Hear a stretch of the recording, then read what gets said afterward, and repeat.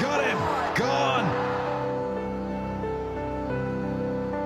Struggle बहुत सारे हैं क्योंकि लाहौर जाना और वहाँ पे एक गांव का बच्चा अगर लाहौर में जाता है तो लाहौर में जो एनवायरनमेंट होता है, जो माहौल वहाँ पे होता है और जो चीज़ें होती हैं डिफरेंट होती है हर चीज़ से। सबसे पहले तो आप डरते हो। मुझे उर्दू भी नहीं आती थी उस टाइम कि यार अब उर्दू के साथ क्या करूँगा। सबसे पहले तो ये मसला है कैसे दोस्त कैसे बनाऊँ, किससे बात करूँ, क्या।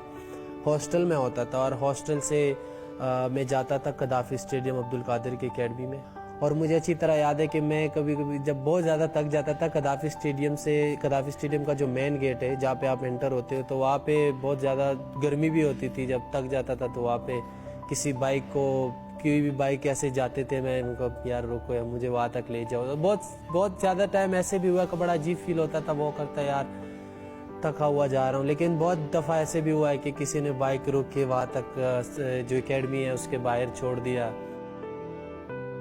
अम्मी के साथ बहुत अटैचमेंट थी और मेरे अम्मी ने ही मुझे ये काबिल बनाया कि मैं क्रिकेट खेल सकूं, क्योंकि मेरे अब्बू बहुत सख्ती से मना करते थे क्रिकेट से। ठीक है, वो क्रिकेट को ऐसे समझते थे जैसे क्रिकेट है कोई ऐसे समझो कि हम कोई गुनाह कर रहे हैं कि यार ये क्या टाइम वेस्ट कर रहे हो, पढ़ो ये वो। तो अम्मी से टेप के लिए पैसे मांगते थे कि अब्बू नहीं देते थे।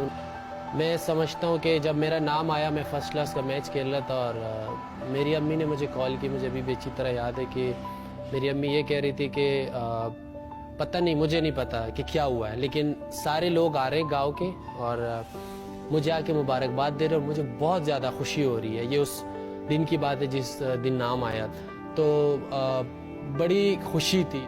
जब मैं फिर टूर के लिए जा रहा था तो जिस रात मेरी डेब्यू थी टीम मैनेजमेंट वाले आए और मुझे तो पता नहीं था कि मेरी अम्मी का ये वाक़या हुआ है। तो उन्होंने खैर मुझे बताया कि आपकी अम्मी दुनिया से चली गई और खैर उसके बाद तो मुझे बिल्कुल होश ही नहीं था और बिल्कुल समझ नहीं आ रही थी। लेकिन फिर ये कोशिश था कि अभी कम से कम इतना हो कि मैं उनको आखिरी बार तो देख सकूं। लेकिन वो मेरे ख्याल से कि इतना टाइम नहीं था कि मैं जनाजे पे पहुंच सकूं। तो फिर मेरे अब्बू ने कॉल किया कि बेटा देखो, आप जिस मकसद के लिए गए हो, ठीक है, अम्मी और मुझे या जो भी आप कह लो कि सब घर वालों को छोड़ के आप चले गए तो इसी मकसद के लिए गए हो। अब आप ऐसे करो कि ना जो है ना वो खेलो। और मुझे तो बिल्कुल होश नहीं था।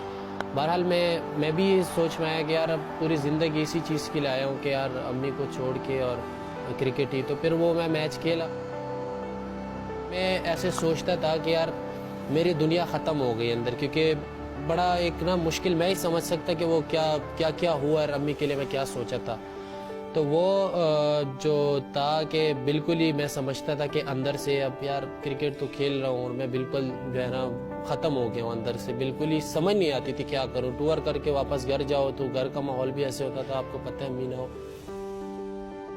तो बीच में काफ़ी फिर क्रिकेट खेलते हुए इंजरीज भी आती हैं, काफ़ी चीज़ें होती हैं। इन सारी चीज़ों के साथ फाइटिंग करना तो ये मेरे ख्याल बड़ा एक मुश्किल टाइम होता है। फिर परफॉर्मेंस भी करनी होती है, हर चीज़ करनी होती है, क्योंकि ये तो वही बंदा समझ सकते है जिसके साथ ये चल रहा होता हो। आप अगर कोई और कहीं हो, आपको मेरी फीलिंग तो नहीं आप समझ सकते कि इस पे गुजर क्या रहा है इस टाइम।